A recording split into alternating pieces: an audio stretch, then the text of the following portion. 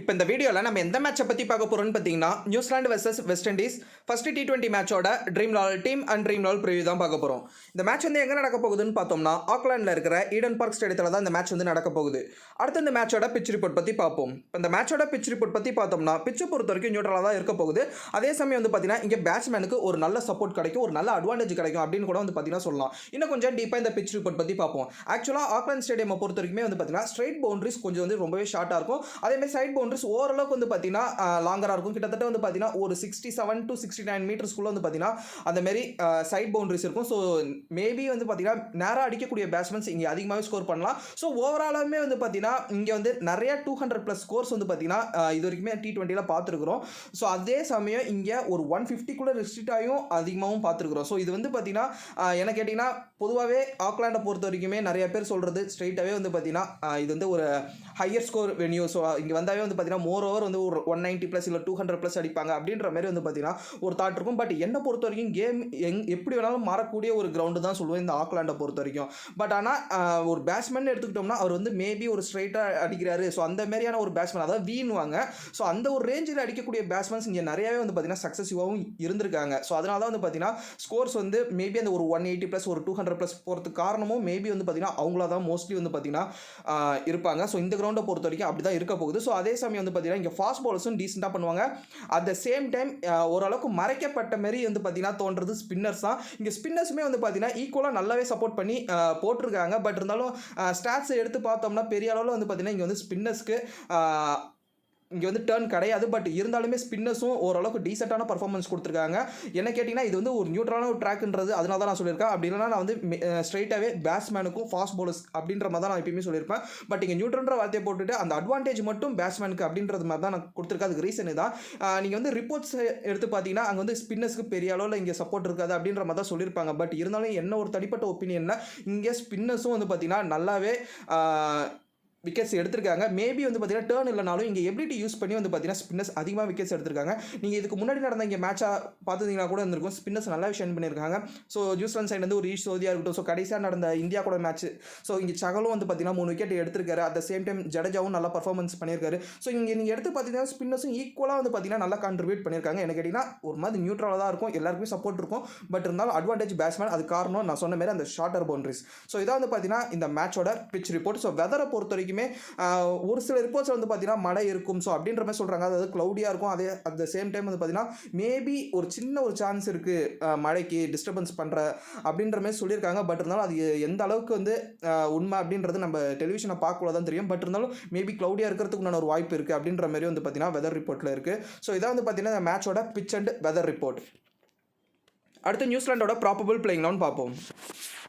Conway, Martin Guptill, Glenn Phillips அப்படின்னு வந்து பார்த்தீங்கன்னா சாம்ப்மேன், Ross Taylor, dim Seifert, Jimmy Neesham, Mitchell Santner, dim Saudi, Khel Jamieson, லாக்கி Ferguson, ஈசோதி. So இதுதான் வந்து பார்த்தீங்கன்னா நியூசிலாண்டோட ப்ராபபிள் பிளேயிங் லெவன். ஸோ நியூசிலாண்டை பொறுத்த வரைக்கும் மேபி வந்து பார்த்தீங்கன்னா இந்த ஒரு சேஞ்ச் இருக்கிறதுக்கு ஒரு வாய்ப்பு தான் இருக்குது. அதுலேயும் நான் வந்து கொஞ்சம் பார்த்தேன். ட்ரீம் லெவலில் பொறுத்த வரைக்குமே சாம்ப்மேனை வந்து பார்த்தீங்கன்னா ட்ரீம் லெவலோட இதிலே வந்து பார்த்தீங்கன்னா இன்க்ளூட் பண்ணல. பட் இருந்தாலும் அவர் இருக்கார். ஸோ பொறுத்து தான் பார்க்கணும் கிளென் பிலிப்ஸா சாம்ப்மேனானு. ஏன்னா சாம்ப்மேனை பொறுத்த வரைக்கும் ஒரு ஆல்ரவுண்ட் ஆப்ஷன்ஸ் கொடுப்பாரு. பட் கிளென் பிலிப்ஸ் ரீசெண்ட் டைம்ஸில் ஒரு நல்ல டச்சில் வந்து பார்த்தீங்கன்னா கிளென் பிலிப்ஸ் இருப்பார். ஸோ யாருக்கு போகிறாங்கன்றது ஸோ வந்து ஒரு கேள்விக்குறி தான். என்ன கேட்டிங்கன்னா நான் வந்து கிளென் பிலிப்ஸ் போனாங்கன்னா நல்லாயிருக்கும் அப்படின்னு நான் வந்து பார்த்தீங்கன்னா நினைக்கிறேன். பட் இருந்தாலும் பார்ப்போம். ஏன்னா சாப்மேனும் டீசெண்டான பேட்டிங் ப்ளஸ் வந்து பார்த்தீங்கன்னா ஒரு ஹேண்டியான பவுலர் அப்படின்ற மாதிரி கூட வந்து பார்த்தீங்கன்னா சொல்லலாம். ஸோ அவங்களோட ஆப்ஷன்ஸ் எந்த மாதிரி இருக்க போகுது அப்படின்றது தெரில. ஏன்னா ரீசெண்ட் டைம்ஸில் கிரிக்கெட் விளாண்டது கிளென் பிலிப்ஸ். ஸோ அதனால் வந்து அது மட்டும் இல்லாமல் அவர் நல்ல டச்சிலையும் இருக்காருன்றதுனால என்னை பொறுத்த வரைக்கும் நான் வந்து கிளென் பிலிப்ஸ் தான் சொல்லுவேன். ஸோ பொறுத்து வந்து பார்ப்போம். மற்றபடி எனக்கு தெரிஞ்சு பெரிய அளவில் வந்து பார்த்தீங்கன்னா எந்த சேஞ்சஸும் இருக்காது. ஸோ இதான் வந்து பார்த்தீங்கன்னா நியூசிலாண்டோட ப்ராபபிள் பிளேயிங் லெவன். அடுத்து வெஸ்ட் இண்டீஸோட ப்ராபபிள் பிளேயிங் லெவன் பார்ப்போம். Andre Fletcher, Brandon King, Shimron Hetmyer, Nicholas Pooran, Rovman Powell அப்படின்னு வந்து பார்த்தீங்கன்னா Mayers, Kieron Pollard, Keemo Paul, Fabian Allen, Sheldon Cottrell, Oshane Thomas, Kesrick Williams. So West Indies சைடை பொறுத்த வரைக்குமே நான் சொன்ன மாதிரி தான் போவல் அப்படின்னு வந்து மேர்ஸ். ஸோ 2 பேரில் யாராவது ஒருத்தவங்க ப்ளே பண்ணுவாங்க. ஸோ ரீசெண்டாக நடந்த சிபிஎல்ல கூட வந்து பார்த்தீங்கன்னா கேல் மேர்ஸ் நல்லாவே வந்து டீசெண்டான பர்ஃபார்மன்ஸ் கொடுத்துருந்தாரு. பட் ரோவன் போவலை பொறுத்த வரைக்கும் ஸோ அவரோட எபிலிட்டி நம்மளுக்கே தெரிஞ்சிருக்கும். With the ball with the bat ரெண்டுத்துலையுமே வந்து பார்த்தீங்கன்னா அவரால் பர்ஃபார்மன்ஸ் கொடுக்க முடியும். பட் இருந்தாலும் அவருக்கு உண்டான ஒரு ஸ்பேஸ் வந்து பார்த்தீங்கன்னா எப்பயுமே கிடச்சது கிடையாது. ஏன்னா அவரால் வந்து பார்த்தீங்கன்னா 1 டவுன் இறங்கி ஆட முடியும். At the same time lower down ஆடலையும் ஆட முடியும். அதேமாதிரி வித் த பால் வந்து பார்த்தீங்கன்னா கொஞ்சம் ஹேண்டியாகவே இருப்பார். மேபி வந்து அதை பிரேக் த்ரூ கொடுக்கக்கூடிய ஒரு பவுலராகவும் வந்து பார்த்தீங்கன்னா ரோஹன் போல் இருக்காரு. பட் ரீசெண்ட் டைம்ஸில் அவர் எந்த அளவுக்கு டச்சில் இருக்காருன்றதில்ல. ஏன்னா சிபிஎல்லையும் பெரிய அளவில் வந்து பார்த்தீங்கன்னா அவரோட டச்சை வந்து காமிக்கல. ஸோ மேபி கேல் மேரிஸ் போவாங்கன்னு தான் என்னோட ஒரு எதிர்பார்ப்பு. ஸோ பொறுத்து வந்து பார்ப்போம். இந்த ஒரு சேஞ்சஸை தவிர நான் இன்னொரு சேஞ்சஸ் எது எதிர்பார்க்குறேன்னா, மேபி ஒரு ஹேடன் பிளாஷ் வந்து வெளியே இருக்கார். ஸோ அவர் வந்து உள்ளே எடுப்பாங்களா அப்படின்ற ஒரு சந்தேகம் இருக்குது. மேபி உள்ளே வராருன்னா ஒரு ஒஷன் தாமஸுக்கு பதிலையா இல்லை வந்து காட்ரல், எனக்கு தெரிஞ்சு மோரோவர் வந்து பார்த்தீங்கன்னா காட்ரல் வந்து ஒரு டிஃபால்ட்டான ஒரு ஆப்ஷனை தான் ப்ளே பண்ணுவாங்க. எனக்கு தெரிஞ்சு ஒஷன் தாமஸுக்கு பதிலாக மேபி அவர் உள்ளே வரத்துக்குண்டான ஒரு வாய்ப்பு இருக்குது. ஒரு நல்ல ஒரு விக்கெட் டேக்கர் பவுலர், ரொம்பவே வந்து பார்த்தீங்கன்னா திங்க் பண்ணி போடக்கூடிய ஒரு பவுலர். அவரோட கூகுளி வந்து பார்த்தீங்கன்னா ரொம்ப எஃபெக்டிவாக இருக்கும். ஸோ பொறுத்து வந்து பார்ப்போம் ஒரு டீமுக்குள்ளே இருக்காரா இல்லையான்றது. ஸோ மற்றபடி பெரிய அளவில் எந்த சேஞ்சஸ் இருக்காது. ஸோ இதான் வந்து பார்த்தீங்கன்னா வெஸ்ட் இண்டீஸோட ப்ராபபிள் பிளேயிங் 11. அடுத்து இந்த கிரவுண்டோட ஸ்டாட்ஸ் பற்றி பார்ப்போம். ஆவரேஜ் ஃபர்ஸ்ட் இன்னிங் ஸ்கோர் வந்து பார்த்தீங்கன்னா 174, ஆவரேஜ் செகண்ட் இன்னிங் ஸ்கோர் வந்து பார்த்தீங்கன்னா 170. அடுத்து captain and vice captain choices பார்ப்போம். Martin Guptill, Ross Taylor, Hetmyer, Nicholas Pooran. So இவங்க எல்லாருமே வந்து பார்த்தீங்கன்னா உங்கள் டீமுக்கு நீங்கள் வந்து கேப்டன் அண்ட் வைஸ் கேப்டன் சாய்ஸை நீங்கள் வந்து சூஸ் பண்ணிக்கலாம். அடுத்த ட்ரீம் லெவலில் வந்து பார்த்தீங்கன்னா நான் வந்து உங்களுக்கு 2 டீம் சஜஸ்ட் பண்ணுறேன். இப்போ டீம் 1 பார்ப்போம். விக்கெட் கீப்பர் ஆப்ஷனில் கிளென் ஃபிலிப்ஸ், நிக்கலஸ் பூரான். நான் வந்து பார்த்தீங்கன்னா 2 கீப்பர் சூஸ் பண்ணியிருக்கேன். இங்கே இன்னும் 2 கீப்பர்ஸ் இருக்காங்க. அது யாருன்னு கேட்டிங்கன்னா Tim Seifert and Andre Fletcher. So அவங்க 2 பேருமே நீங்கள் எடுக்கலாமான்னு கேட்டிங்கன்னா ஃபஸ்ட்டு வந்து டிம் சைஃப்ரட்டை பற்றி பார்த்துருவோம். ஸோ டிம் சைஃப்ரட்டை பொறுத்த வரைக்குமே ஒரு நல்ல ஒரு பேட்ஸ்மேன், எபிலிட்டி இருக்கக்கூடிய batsman, at the same time ஒரு நல்ல ஹார்ட் ஹிட்டிங் பேட்ஸ்மேன். பட் இங்கே என்ன பிரச்சனைன்னு கேட்டிங்கன்னா அவர் ரீசெண்ட் டைம்ஸில் பெரிய அளவில் வந்து பார்த்தீங்கன்னா ஃபார்மில் இல்லை. மேபி நீங்கள் அவரை எடுக்கலாம் அப்படின்னு பட்சத்தில் நீங்கள் வந்து 4 விக்கெட் கீப்பரை கூட போகலாம். பட் அது வந்து நீங்கள் கிராண்ட் லீகை ட்ரை பண்ணுங்கள். ஸோ ஷார்ட் லீகை பொறுத்த வரைக்கும் Glenn Phillips, Nicholas Pooran and Andre Fletcher. So ஃப்ளெச்சரை பொறுத்த வரைக்கும் ரீசெண்ட் டைம்ஸில் சிபிஎல்ல ரொம்பவே டீசென்ட் டச்சில் தெரிஞ்சாரு. நீங்கள் வந்து 3 விக்கெட் கீப்பர் ஆப்ஷன் கூட வந்து பார்த்தீங்கன்னா இந்த ஷார்ட் லீக் கூட நீங்கள் எடுத்துகிட்டு போகலாம். ஸோ நான் கண்டிப்பாகவே ஆண்ட்ரே ஃப்ளெச்சரையும் இதில் வந்து பார்த்தீங்கன்னா நான் வந்து இன்க்ளூட் பண்ணுவேன்.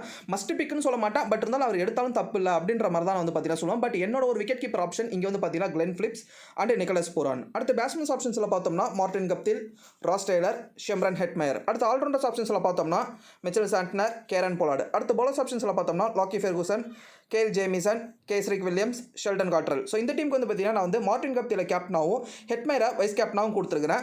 ஸோ மெயினாகவே வந்து பார்த்தீங்கன்னா இந்த மேட்சை பொறுத்த வரைக்கும் கொஞ்சம் வந்து குழப்பங்கள் வந்து இருக்கலாம். ஸோ வந்து ஏன்னா அந்த அளவுக்கு இங்கே வந்து எபிலிட்டி இருக்கக்கூடிய T20 எபிலிட்டி இருக்கக்கூடிய பிளேயர்ஸ் இந்த ஒரு 2 சைட்லையுமே அதிகபட்சமாக இருக்காங்க. பட் இருந்தாலும் நான் வந்து ஸ்ட்ரைட்டாகவே கேப்டன் சாய்ஸ், வைஸ் கேப்டன் நான் வந்து கிளியராகவே இருந்தேன். ஸோ ஹெட்மயர் தான் நான் வந்து யூஸ் பண்ணணுன்றதில்ல.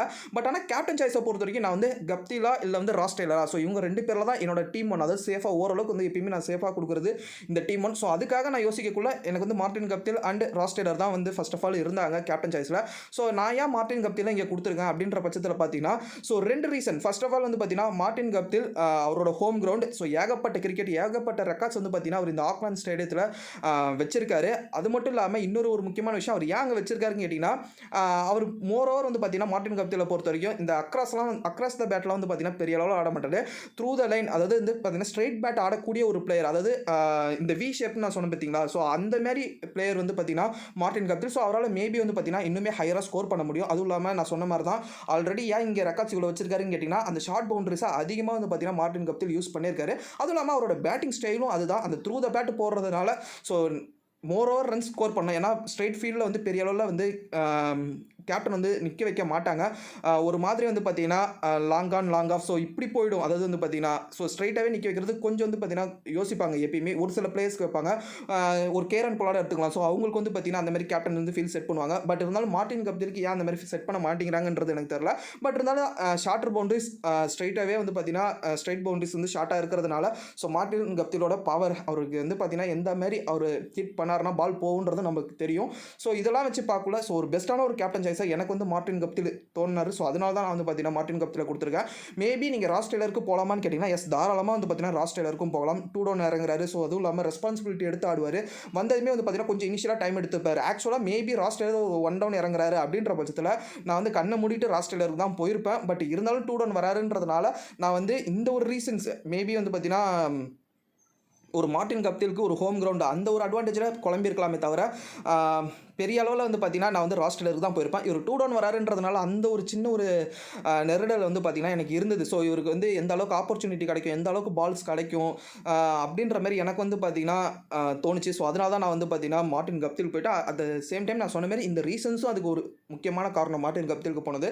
ஸோ என்னை பொறுத்த வரைக்கும் என்னோட வீடியோ நீங்கள் ஃபாலோ பண்ணிங்கன்னா தெரிஞ்சிருக்கும். நான் கேப்டன் வைஸ் கேப்டன் சாய்ஸ் வந்து மோரோவர் எப்படி எடுப்பேன்றது, அந்த ஸ்டெபிலிட்டி கொடுக்கக்கூடிய பிளேயர்ஸை நான் எப்பயுமே வந்து கேப்டனாக போடுறதுக்கு விரும்புவேன். ஸோ அந்த ஒரு ஸ்டெபிலிட்டி கொடுக்கக்கூடிய ஒரு பிளேயர் தான் வந்து பார்த்தீங்கன்னா ராஸ் டெய்லர். நீங்கள் இந்த டீமில் இவரையும் வந்து பார்த்தீங்கன்னா நீங்கள் கேப்டன் சாய்ஸில் வச்சு நீங்கள் ஷார்ட் லீக் கூட வந்து பார்த்தீங்கன்னா போகலாம். அதே சமயம் நான் வந்து வைஸ் கேப்டனாக ஷெம்ரான் ஹெட்மயர் யூஸ் பண்ணியிருக்கேன். ஸோ இப்போ உங்களுக்கு ஸ்ட்ரைட்டாகவே டவுட் வரும், என்ன ப்ரோ நிக்கலஸ் பூரான் இருக்காரு, ஸோ அவரை விட நீங்கள் வந்து ஹெட்மயரை சூஸ் பண்ணியிருக்கீங்கன்னு கேட்கலாம். பட் ஹெட்மயரை பொறுத்த வரைக்கும் 1-1 வராரு. அவரோட ரீசெண்ட் டச்சுமே வந்து பார்த்தீங்கன்னா நல்லா தான் இருக்குது. டெல்லி டேர்டெவில்ஸ்க்கு அவருக்கு கிடைக்கக்கூடிய வாய்ப்பில் நல்லா பண்ணியிருந்தார். பட் இருந்தாலும் அங்கே வந்து பார்த்தீங்கன்னா அவர் வந்து லோயர் மிடில் ஆர்டர் வரதுனால அவருக்கு ஓரளவுக்கு தான் வந்து பார்த்தீங்கன்னா அவர் வந்து பந்து கிடைக்கும் ப்ளே பண்ணுறதுக்கு. பட் இங்கே இன்டர்நேஷனல் வரக்குள்ள 1-1 வருவார்.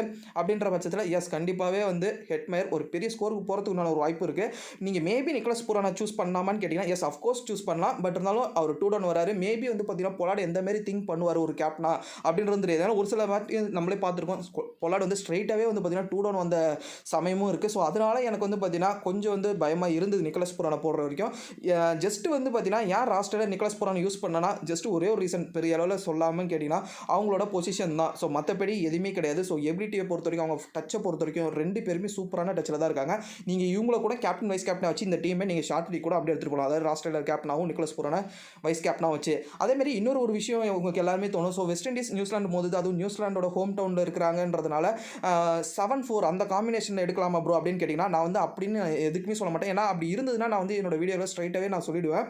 ஏன்னா இந்த டவுட் வந்து கண்டிப்பாக ஒரு ஏன்னா வெஸ்ட் இண்டீஸ் இருக்காங்க. ஸோ நியூசிலாந்து கண்டிப்பாக ஒரு பவரான டீம். அதுவும் இல்லாமல் அவங்க ஹோமில் ஆடுறதுனால இன்னுமே ஜெயிக்கிறதுக்கு ஒரு வாய்ப்பு இருக்குது. ஸோ ரொம்பவே ஈஸியாக சுருட்டிடுவாங்க. ஸோ இந்த மாதிரி நிறையா திங்கிங் ஓடும். பட் என்ன கேட்டிங்கன்னா மோர் ஓவர் வந்து ஒரு வெல் பேலன்ஸ்டான ஒரு கேமாக போகும் அப்படின்றது தான் என்னோட எதிர்பார்ப்பு. அது மட்டும் இல்லாமல் நான் அந்தமாரி மீன் பண்ணி நான் வந்து எடுக்கல. ஸோ வந்து 7-4 அப்படின்ற காம்பினேஷனாக நான் எடுக்கல. ஸோ என்னோட ஒரு தாட் அந்த ஒரு ட்ராக்கோட ரெக்கார்ட், ஸோ அதில் வந்து இந்தமாரி பிளேயர்ஸ் எப்படி பண்ணுவாங்க, ஸோ அந்த சூஸ் பண்ணி தான் நான் வந்து பார்த்தீங்கன்னா டீம் பிக் பண்ணியிருக்கிறேன். ஸோ நீங்கள் 7-4 அப்படின்ற காம்பினேஷன்லாம் எடுக்காதீங்க. இதை நான் ஏன் சொல்கிறேன்னா நிறையா பேர் வந்து கேட்குறீங்க. ஸோ இந்தமாரி வந்து கொஞ்சம் ஒரு வீக்கரான ஒரு டீம், கண்டிப்பாக வந்து வெஸ்ட் இண்டீஸ் நான் வீக்கரான டீம் சொல்ல மாட்டேன். ஒரு சில மேட்சஸ் அப்படி போகும், அப்படி போகக்குள்ள நிறைய பேர் கமெண்ட்ஸில் கேட்குறீங்க 7-4 காம்பினேஷனில் எடுக்கலாமா ப்ரோ. அதனால் இந்த மேட்ச் நீங்கள் கேட்டக்கூடாதுன்னா நான் வந்து வீடியோவிலே வந்து முடிஞ்ச வரைக்கும் என்னென்னலாம் எனக்கு வந்து இப்போ பேசக்குள்ள தோணுதோ ஸோ அதெல்லாம் நான் வந்து பார்த்தீங்கன்னா ஒரு பாயிண்ட்ஸாக சொல்லிக்கிட்டு இருக்கிறேன். ஸோ கண்டிப்பாக 7-4 அப்படின்ற காம்பினேஷனில் போவாங்க. என்னை பொறுத்த வரைக்கும் ஒரு ஈக்குவலான ஒரு மேட்சாக போகிறதுக்கு உண்டான ஒரு வாய்ப்பு அதிகம். ஏன் இன்ஃபேக்ட் என்ன கேட்டிங்கன்னா வெஸ்ட் இண்டீஸ் ஜெயிக்கிறதுக்கு உண்டான ஒரு வாய்ப்பே அதிகம் அப்படின்ற மாதிரி கூட நான் வந்து பார்த்தீங்கன்னா சொல்லுவேன். ஸோ அதே சமயம் வந்து பார்த்தீங்கன்னா இங்கே வந்து நான் வந்து கேல் ஜேமிசன் வந்து பிக் பண்ணியிருக்கிறேன். அதுக்கு ரீசன் என்னன்னு கேட்டிங்கன்னா எனக்கு வந்து கொஞ்சம் வந்து கிரெடிட்ஸ் இஷ்யூ வந்து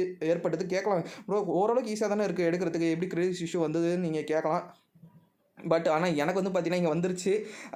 கேல் ஜேமிசனை நான் வந்து பார்த்தீங்கன்னா பிக் பண்ணியிருக்கேன். அதுக்கு ரீசன் என்னன்னு கேட்டிங்கன்னா எஸ் நான் டிசப்பாயின்மெண்ட் கண்டிப்பாகவே இல்லை. ஏன்னா ரெட் பால் கிரிக்கெட்டாக இருக்கட்டும், ஒயிட் பால் கிரிக்கெட்டாக இருக்கட்டும், ஸோ டெபியூ பண்ணால் மேபி ஒரு 2 to 3 மேட்சஸ்லேயே வந்து பார்த்தீங்கன்னா அவரோட பொட்டன்ஷியல் என்னன்றது காமிச்சார். அது மட்டும் இல்லாமல் அவர் வந்து ஒரு பவுலராக இல்லாமல் பேட்டிங்லேயும் வந்து பார்த்தீங்கன்னா ஒரு நல்ல ஹேண்டியான ரன்ஸ் வந்து அவர் அடிக்கிறாருன்னக்குள்ள எஸ் ஒரு நல்ல ஆப்ஷன் என்ன கேட்டிங்கன்னா வந்து பார்த்தீங்கன்னா கேல் ஜேமிசன். மேபி உங்களுக்கு வந்து கிரிட்டிசி இஷ்யூ இல்லை ப்ரோ, நான் எடுக்கிற டீமில் இல்லை, நான் வந்து கேல் ஜேமிசன் பதிலாக வேறு யாராவது பிக் பண்ணலாமா அப்படின்னு கேட்டிங்கன்னா இங்கே வந்து டீம் சவுதி இருக்காரு, அவருக்கு 9 கிரெடிட்ஸ் இருக்கும். பட் ஆனால் உங்களுக்கு 9 கிரெடிட்ஸ் எடுக்கிறது கொஞ்சம் கஷ்டமாக இருந்ததுனால 8.5 கிரெடிட்ஸ் தான் இருக்குன்ற பட்சத்தில் நான் கண்டிப்பாக ஈஸ்ட் சோதியை ரெக்கமெண்ட் பண்ணுவேன். ஸோ ஈஸ்ட் சோதியை பொறுத்த வரைக்குமே நல்ல ஒரு ரெக்கார்டு வச்சிருக்காரு நியூசிலாந்து ட்ராக்கில். T20 பொறுத்த வரைக்கும் நம்பர் 1 பவுலராக இருந்தவர். ஸோ விக்கெட்ஸ் எடுக்கிறதுக்கு ஒரு வாய்ப்பும் ரொம்ப அதிகம். கடைசியாக வந்து இந்தியா கூட விளையாடக்குள்ள அவர் தான் வந்து பார்த்தீங்கன்னா அதிகமாக விக்கெட்ஸும் எடுத்துக்கிட்டு இருந்தார். ஸோ வந்து மறக்காதீங்க, ஈஸ்வதி ஒரு பெட்டரான ஒரு ஆப்ஷன் கூட வந்து பார்த்தீங்கன்னா நான் வந்து சொல்லுவேன். ஸோ இதான் வந்து பார்த்தீங்கன்னா ட்ரீம் லெவலில் என்னுடைய டீம் 1. அதுக்கப்புறம் இன்னொரு ஒரு முக்கியமான விஷயம், நான் வந்து கேஸ்ரிக் வில்லியம்ஸ் பிக் பண்ணியிருக்கேன். ஸோ நிறைய பேர் வந்து பார்த்தீங்கன்னா கேஸ்ரிக் வில்லியம்ஸை ஏன் பிக் பண்ண அப்படின்றது தெரியல. நான் பார்க்கக்கூடிய ஒரு 21% கிட்ட தான் வந்து பார்த்தீங்கன்னா கேஸ்ரிக் வில்லியம்ஸை பிக் பண்ணியிருந்தாங்க. அதுக்கு என்ன ரீசன்றது எனக்கு பெரிய அளவில் தெரில. பட் ஒரு தி பெஸ்ட்டான ஒரு T20 பவுலர், ஒரு டெத்தாக இருக்கட்டும், ஸோ அவர் எப்பப்பெல்லாம் வேணுமோ அப்பப்பெல்லாம் வந்து பார்த்தீங்கன்னா ஸ்ட்ரைக் பண்ணுவார் பவுலிங்கில். ஸோ ஒரு நல்ல பவுலர். பட் ஏன் வந்து பிக் பண்ணன்னு தெரியல. மேபி ரீசெண்ட் டைம்ஸ் அவர் வந்து கொஞ்சம் வந்து ஸ்ட்ரகிள் ஆயிருக்காரு தான், இல்லைன்னு சொல்ல. சிபிஎல்ல கொஞ்சம் ஸ்ட்ரகிள் ஆனார் தான். பட் இருந்தாலுமே அவரோட எபிலிட்டி மேபி ஒரு கேம் கிடைச்சாலும் உள்ளே வரத்துக்கு உண்டான ஒரு வாய்ப்பு ரொம்ப அதிகம். ஸோ அதனால தான் நான் வந்து பார்த்தீங்கன்னா கேஸ்ரிக் வில்லியம்ஸை சூஸ் பண்ணியிருக்கிறேன். அடுத்து டீம் 2 பார்ப்போம். விக்கெட் கீப்பர் ஆப்ஷனில் நிக்கலஸ் பூரான், ஆண்ட்ரே ஃப்ளெச்சர். அடுத்து பேட்ஸ்மேன்ஸ் ஆப்ஷன்ஸில் பார்த்தோம்னா Conway, Martin Guptill, Ross Taylor, Hetmyer. அடுத்து ஆல்ரவுண்டர்ஸ் ஆப்ஷன்ஸில் பார்த்தோம்னா மிச்சல் சாண்ட்னர். அடுத்து பவுலர்ஸ் ஆப்ஷன்ஸில் பார்த்தோம்னா Lockie Ferguson, Tim Southee, Kesrick Williams, Sheldon Cottrell. So இந்த டீமுக்கு வந்து பார்த்தீங்கன்னா நான் வந்து கான்வேவை கேப்டனாகவும் நிக்கலஸ் பூரானை வைஸ் கேப்டனாகவும் கொடுத்துருக்கேன். ஃபர்ஸ்ட் ஆஃப் ஆல் கான்வேவை கேப்டனாக கொடுத்த ரீசன், ஸோ கான்வேவை பொறுத்த வரைக்கும் இப்போ தான் வந்து டெபியூட் பண்ணிவிட மோஸ்ட்லி வந்து பார்த்தீங்கன்னா மோரோர் டெபியூட் பண்ணுவார் அப்படின்ற மாதிரி தான் சொல்கிறாங்க. நான் அது பெரிய அளவில் கன்ஃபர்மேஷன் கேட்டிங்கன்னா எஸ் 95% வந்து பார்த்தீங்கன்னா அவர் வந்து மார்டின் கப்தில் கூட வந்து பார்த்தீங்கன்னா ஓப்பன் தான் பண்ண போகிறாரு. ஸோ அவருக்கு நான் ஏன் கேப்டன் சாய்ஸ் கொடுத்தேன்னு கேட்டிங்கன்னா அவரோட ஸ்டாட்ஸ் எடுத்து பாருங்கள், ரொம்ப இன்ட்ரெஸ்டிங்காக இருக்குது. அவரோட டொமஸ்டிக் கேரியர் வந்து பார்த்தீங்கன்னா அது வந்து ரெட் பாலாக இருக்கட்டும், ஒயிட் பாலில் வந்து 1 day T20 இருக்கட்டும், எல்லாத்துலேயுமே வந்து பார்த்தீங்கன்னா அவரோட தி பெஸ்ட்டான ஒரு பர்ஃபார்மன்ஸ் வந்து பார்த்தீங்கன்னா ப்ரொவைட் பண்ணியிருக்காரு. ஸோ கண்டிப்பாக மேபி இந்த மேட்ச் வந்து அவர் நல்லா பர்ஃபார்ம் பண்ணாலுமே கூட நான் வந்து ஆச்சரியப்படுறதுக்கு உண்டான ஒரு வாய்ப்பு வந்து கண்டிப்பாக கிடையாது. ஏன்னா அந்த அளவுக்கு வந்து ஒரு நல்ல ஸ்டாட்ஸ் வந்து அவர் வச்சிருக்காரு. ஸோ வந்து ஒரு உங்களுக்கு பார்த்தாவே தெரிஞ்சிருக்கும், இந்த கேப்டன் சாய்ஸை பார்த்தாவே இது வந்து moreover grand league team தான். ஷார்ட் லீக்லாம் வந்து பார்த்தீங்கன்னா கொண்டு போகாதீங்க. ஸ்ட்ரைட்டாகவே இது வந்து கிராண்ட் லீக் டீம் மட்டும்தான் நான் சொல்லுவேன். மேபி நீங்கள் வந்து இதே டீமை நீங்கள் ஷார்ட் லீக்கு ஒரு டீம் 2 எடுத்துக்கிட்டு போகணும், டீம் 1 கூட அப்படின்னு கேட்டிங்கன்னா இந்த டீமுக்கு நான் வந்து கண்டிப்பாகவே ராஸ் டெய்லரை தான் நான் வந்து கேப்டன் சாய்ஸுக்கு வந்து சூஸ் பண்ணுவேன். அது ராஸ் டெய்லரை கேப்டனாகவும் நிக்கலஸ் புரானா வைஸ் கேப்டனாகவும். ஸோ இந்த ஒரு சாய்ஸ் தான் நான் வந்து வச்சிருந்தேன். பட் ஜஸ்ட் நான் வந்து அந்த கேப்டன் சாய்ஸ் மட்டும் தான் மாற்றி போட்டிருக்கேன். ஸோ நீங்கள் மேபி கான்வேவை கேப்டனாக யூஸ் பண்ணுன்ற பட்சத்தில், அதாவது இந்த டீமை யூஸ் பண்ணுன்ற பட்சத்தில் நீங்கள் வந்து ஸ்ட்ரைட்டாகவே கிராண்ட் லீக் மட்டும் போங்க. ஸோ ஷார்ட் லீக்லலாம் நீங்கள் இந்த அளவுக்குலாம் ரிஸ்க் எடுக்கணுன்ற எந்த விதமான ஒரு கட்டாயமும் கிடையாது. ஸ்ட்ரைட்டாகவே கிராண்ட் லீக் மட்டும் தான் நான் கொடுத்துருக்கேன். அதுவும் இல்லாமல் நிறைய பேர் வந்து பிக் பண்ணவும் மாட்டாங்க. ஸோ இவரை பற்றி நிறைய பேருக்கு தெரியாது. ஒரு ஹார்ட் ஹிட்டிங் பேட்ஸ்மேன் வந்து பார்த்தீங்கன்னா கான்வே மேபி ஒரு பிக் ஸ்கோர் அடித்தாலும் ஆச்சரியப்படுறதுக்கு ஒன்றுமே இல்லை. ஸோ அந்தளவுக்கு ஒரு நல்ல ஸ்டாட்ஸ் வச்சிருக்காரு. ஸோ நானே கொஞ்சம் வந்து பார்த்தீங்கன்னா பார்த்த உடனே இம்ப்ரெஸ் ஆகிட்டேன் அப்படின்ற மாதிரி தான் சொல்லணும். ஸோ அதனால தான் ஏன் இவரை வந்து கேப்டன் சாய்ஸ்க்கு நம்ம யூஸ் பண்ணி பார்க்கக்கூடாது அப்படின்ற ஒரு தாட்டும் எனக்கு வந்து பார்த்தீங்கன்னா வந்திருந்தது. ரொம்ப புவர் ஸ்டாட்ஸ்லாம் இல்லை, ரொம்ப ரொம்ப சூப்பரான ஸ்டாட்ஸ். அதுவும் இல்லாமல் அவர் வந்து ஒரு ஹார்ட் ஹிட்டிங் பேட்ஸ்மேன். எனக்கு இவரை பற்றி பெரிய அளவில் வந்து பார்த்தீங்கன்னா நான் வந்து தெரியாது உண்மையை சொல்லணும்னா. பட் இருந்தாலும் அவர் ஸ்டாட்ஸை நான் வந்து படித்து பார்க்கக்கூட எனக்கு வந்து ரொம்பவே இம்ப்ரெசிவாக இருந்தது. அதுவும் இல்லாமல் அவர் வந்து ஒரு ஹார்ட் ஹிட்டிங் பேட்ஸ்மேன் வேறு அப்படின்ற பட்சத்தில் நியூசிலாண்ட்லேயும் நடக்குது. பட் ஆனால் அவர் வந்து பார்ன் அண்ட் பிராட் அப் வந்து பார்த்தீங்கன்னா சவுத் ஆஃப்ரிக்கா தான். பட் இருந்தாலும் நான் ஒரு சின்ன ஒரு ரிஸ்க் எடுத்து தான் நான் வந்து கான்வே கொடுத்துருக்கேன். அந்த ரிஸ்க்கால தான் நான் வந்து இது கிராண்ட் லீக் அப்படின்ற மாதிரி சொல்கிறேன். ஸோ வைஸ் கேப்டன் சாய்ஸ் வந்து பார்த்தீங்கன்னா நிக்கலஸ் புரான். ஸோ அதில் நான் பெரிய அளவில் ரிஸ்க் எடுக்கல. ஸோ பெரிய அளவில் எக்ஸ்ப்ளனேஷன் பண்ணுன்ற அவசியமும் இல்லை. ஸோ நிக்கலஸ் புரானோட ஐபிஎல் ஃபார்ம் இப்போ பார்த்தீங்கன்னாலும் தெரிஞ்சிருக்கும். ஸோ அந்த ஃபார்மோட தான் கண்டிப்பாக இங்கேயும் வந்து இறங்குவார். ஸோ ஒரு செம்மையான ஒரு பேட்ஸ்மேன். ஸோ சொல்கிறதுக்கு இங்கே எதுவுமே கிடையாது. மேபி இதே டீமை ரொம்ப ரிஸ்கியாக நான் வந்து கொண்டு போகணும் அப்படின்ற பட்சத்தில் ஆண்ட்ரே ஃப்ளெச்சர் ஒரு டீசெண்டான ஒரு வைஸ் கேப்டன் சாய்ஸ். பெரிய அளவில் வந்து பார்த்தீங்கன்னா பிக்கிங் இல்லை, கிட்டத்தட்ட வந்து 10% தான் வந்து பார்த்தீங்கன்னா ஆண்ட்ரே ஃப்ளெச்சரை பிக் பண்ணியிருந்தாங்க. மேபி நீங்கள் வந்து கான்வேவை கேப்டனாகவும் ஆண்ட்ரே ஃப்ளெச்சரை வைஸ் கேப்டனாகவும் வச்சு கொண்டு போனீங்கன்னா கூட மேபி ஒரு பெஸ்ட்டாக இருக்கிறதுக்கு உண்டான ஒரு வாய்ப்பு வந்து பார்த்தீங்கன்னா ரொம்பவே அதிகம் கிராண்ட் லீகை பொறுத்த வரைக்கும். ஸோ வந்து நான் வந்து பெரிய அளவில் ரிஸ்க் எடுக்க தேவையில்ல. கிராண்ட் லீகாக இருந்தாலும் பெரிய அளவில் ரிஸ்க் எடுக்க வேணாம் அப்படின்ற பட்சத்தில் நான் வந்து வைஸ் கேப்டன் சாய்ஸை ஓரளவுக்கு சேஃபராக மூவ் பண்ணேன். மேபி நீங்கள் நான் வந்து ரிஸ்க் எடுக்க தயார் ப்ரோ அப்படின்றவங்க நீங்கள் வந்து கான்வேவை கேப்டனாகவும் ஆண்ட்ரே ஃப்ளெச்சரை வைஸ் கேப்டனாகவும் வச்சு கூட நீங்கள் இந்த டீமை தாராளமாக கிராண்ட் லீக்கு கொண்டு போகலாம். ஸோ இதான் வந்து பார்த்தீங்கன்னா ட்ரீம் லெவலில் என்னுடைய டீம் 2. உங்களுக்கு இந்த 2 டீமே ஓகே நான் மட்டும் கொண்டு போங்க, அப்படி இல்லைனா வேண்டாம். நான் சொன்ன நியூஸஸ் அண்ட் பிளேஸ் லீடர்ஸை வச்சு அதுக்கேற்ற மாதிரி நீங்களே ஒன்றா டீம் கிரியேட் பண்ணி கொண்டு போகிறது தான் உங்களுக்கு வந்து ஒரு பெஸ்ட்டான ஒரு சாய்ஸாக இருக்கும். ஸோ இந்த 2 டீம்ஸுமே ஏதாவது சேஞ்சஸ் இருந்ததுன்னா நான் வந்து லாஸ்ட் மினிட் அப்படியே டெலிகிராம் சேனலில் ப்ரொவைட் பண்ணுவேன். என்னோட டெலிகிராம் சேனலோட லிங்க் நான் வந்து கீழே டிஸ்கிரிப்ஷனில் கொடுத்துருக்கேன். மறக்காமல் கிளிக் பண்ணி என்னை ஃபாலோ பண்ணிங்க. ஸோ அவ்வளோதான் ஃப்ரெண்ட்ஸ் இந்த வீடியோ கண்டிப்பாக உங்களுக்கு யூஸ்ஃபுல்லாக இருக்குன்னு நினைக்கிறேன். அப்படி யூஸ்ஃபுல்லாக இருந்துச்சுன்னா இந்த வீடியோக்கு ஒரு லைக் கொடுங்க, ஷேர் பண்ணுங்கள். மறக்காமல் சுந்தராடம் சேனலை சப்ஸ்கிரைப் பண்ணுறங்க. கூட பக்கத்தில் இருக்க நோட்டிஃபிகேஷன் பெல் பட்டனையும் ப்ரெஸ் பண்ணுங்கள். அப்படி நீங்கள் ப்ரெஸ் பண்ணிங்களோ அதில் 3 ஆப்ஷன் காட்டும். அதில் ஆல்ன்ற ஆப்ஷன் நீங்கள் கிளிக் பண்ணிங்கன்னா நான் போடக்கூடிய வீடியோஸ் உங்களுக்கு ஒரு நோட்டிஃபிகேஷனாக வந்துடும். Okay, bye friends.